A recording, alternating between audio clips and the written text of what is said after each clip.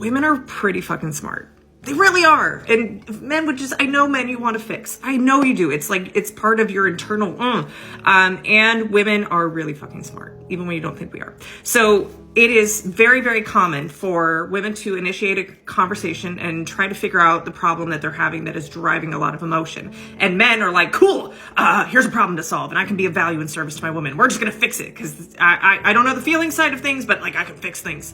And then that creates conflict with you and your woman because she doesn't actually want you to fix it. She doesn't want you to fix it. So first steps first, the best thing you can do for your partner. And again, if she doesn't receive it, she's got her own work to do, right? But it's to ask, do you want me to fix it? Do you want advice or do you want me to listen? And it is so hard when she says, just listen, because that will be 99% of the time she'll just want you to listen, which means we're not fixing, because here's what happens. And this may happen for men too. I'm pretty sure it does for you guys, but you guys have different conversations with other men, right? And so you're not used to this dynamic with women where we just need to speak it out and dump all of our thoughts and our feels about it. And then we actually get clarity just in the process of externally processing.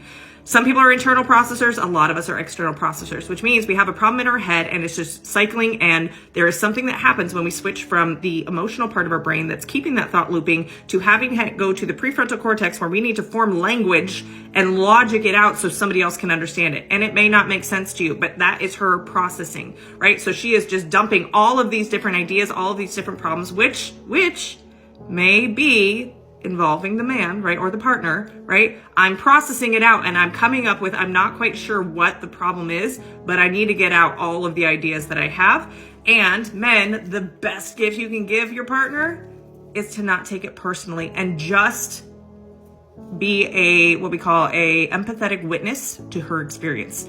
Meaning we understand she's upset. Okay, we understand she's having feelings about this. We may not understand the feelings, but we understand she is having feelings. It is her thing that she's having. And my job is to just hold space, which is a woo-woo way of saying, shut the fuck up, and just listen. And active listening, not I'm on my phone scrolling and yep, okay, honey, or, like the TV's on and like I'm every 5 words, I'm like, yeah, okay. It is eye contact. We turn off the distractions. I'm here. Give it what you got, right?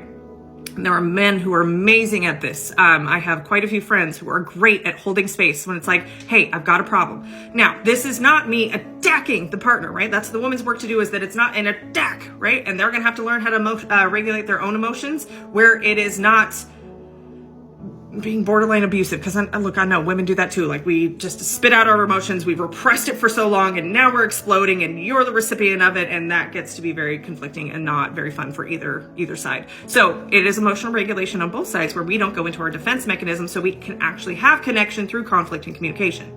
Okay. So to this commenter's point, when you go to solve a problem, 99% of the times you're not actually going to know what the actual problem is. Therefore, you're now going to be the problem because you're trying to fix it or you don't understand me, right? It's because you actually don't understand the problem because we're still trying to navigate what the actual problem is. What is the actual thing that we're bothered by? And I can almost guarantee that it is something she is afraid of. It is a fear. She is worried about something, a fear of abandonment or rejection or some version of that, no matter what the scenario is. Okay, but she needs to process it out instead of repressing it. Because when she represses it, ooh, a emotionally repressed woman is unpleasant for all involved, including her. So what you can do is hold space, meaning we're just going to listen. You have my attention, okay? Asking her, do you want me to fix? Do you want some advice or do you want me to listen? If she doesn't know, that's her work to do. You need to communicate with me what your needs are. If she says, I don't know, I just need to talk it out, that means you listen, okay? Default to listening. When in doubt, default to listening, okay? The next steps, and women, back me up if you think that this would be helpful, okay, is how can I support you? What would you like to have happen? What is it you want? The amount of times I will get on a call with a client, and one of the first things I ask is, well, what do you want?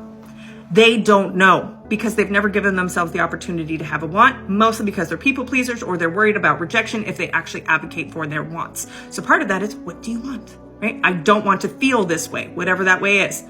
Cool. How do we get there, right? If she can't problem solve in that moment, You can offer some advice by asking permission first. Like, would you like my insight? Would you like my input? She may not want it. She may want it, right? Doesn't resonate? Cool.